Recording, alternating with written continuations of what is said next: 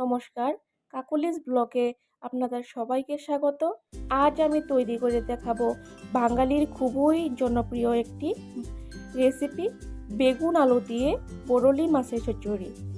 খুবই সহজ পদ্ধতিতে আমি এই রেসিপিটি তৈরি করে দেখাবো। চলুন দেখে নিই কীভাবে বানানো। দিয়ে বরলি মাছ রান্না করার জন্য আমি নিয়ে নিয়েছি বেগুন, আলু আর একটা ছোটো সাইজের টমেটো, আর লাগছে আমার পেঁয়াজ আর কাঁচা নিয়েছি। বরলি মাছগুলো আমি ভালোভাবে কেটে ধুয়ে পরিষ্কার করে নিয়েছি। আর এখন আমি মাছগুলোতে নুন আর হলুদ দিয়ে মেখে নেব। পেঁয়াজ আর কাঁচা লঙ্কাগুলো পেস্ট করে নেব।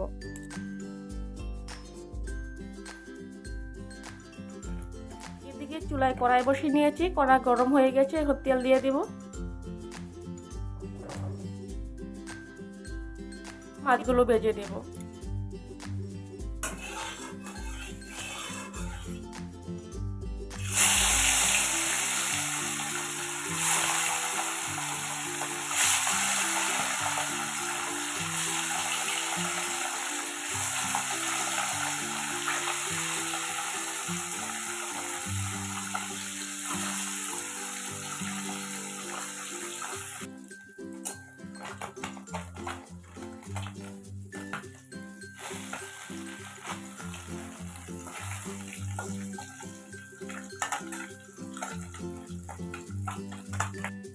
দেখুন মাছগুলো ভালোভাবে ভাজা হয়ে গেছে। এখানে মাছগুলো আমি তুলে নেব। আর একটু তেল দিলে আমি ফোড়ন দিয়ে দেব। ফোড়নের জন্য আমার লাগছে একটি শুকনো লঙ্কা, গোটা জিরে, পেঁয়াজ কুচি দিয়ে ভেজে দেব। ভাজা হয়ে গেলে আমি সবজিগুলো দিয়ে দিব।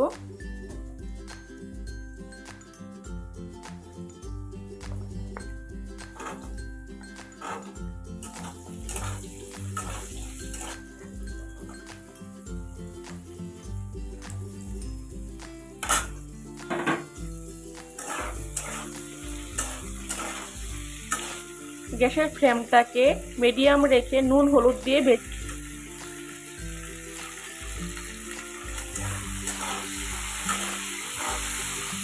জিরার গুঁড়ি, পেস্ট করে রাখা পেঁয়াজ আর কাঁচা লঙ্কা দিয়ে হালকা নাড়িয়ে ছাড়িয়ে মশলা থেকে তেল বেরিয়ে আসা অবধি অপেক্ষা করব। দেখুন মশলা থেকে তেল বেরিয়ে এসেছে। এখন আমি মাছগুলো দিয়ে হালকা নাড়িয়ে ছেড়ে দেব।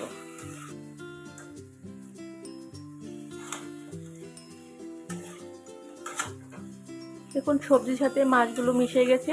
এখন আমি জল দিয়ে দিব। আর একটু জল দিয়ে দিব।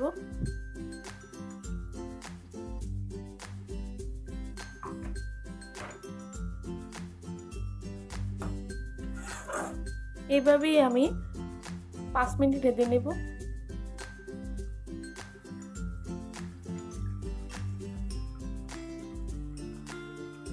দেখুন 5 মিনিট রেঁধে নেওয়ার পর তরকারিটা হয়ে এসেছে। এখন আমি ধনেপাতা দিয়ে দিব।